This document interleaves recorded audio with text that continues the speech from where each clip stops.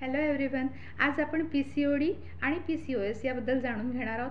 सध्या भारतामध्ये पी-सी-ओ-डीचं प्रमाण खूप वाढत चाललं आहे. तर काय आहे हे पी-सी-ओ-डी? पी-सी-ओ-डी म्हणजेच polycystic ovarian disease.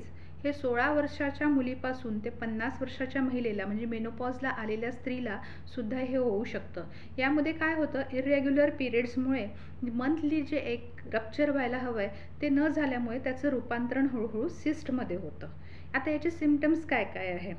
Delayed periods, irregular periods, infertility म्हणजेच कन्सीव्ह करायला त्रास होणे, facial hair growth, acne, pimples, sudden weight वाढणे किंवा खूप हेअरफॉल होणे, हे याचे सिम्पटम्स आहेत.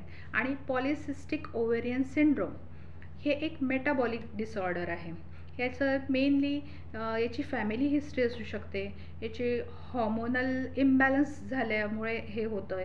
त्यानंतर यामध्ये जे लोक इन्सुलिन रेझिस्टंट जास्ती आहे त्यांच्यामध्ये याचं प्रमाण जास्ती दिसून येतं आणि यामध्ये आपल्या शरीरातलं अँड्रोजनचं प्रमाण जास्ती वाढलेलं असतं.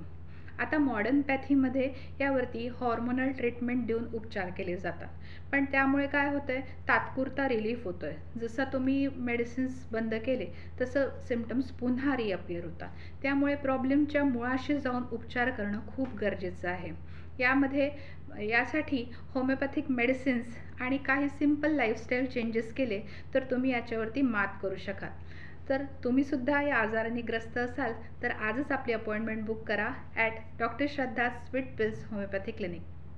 थँक्यू. बाय.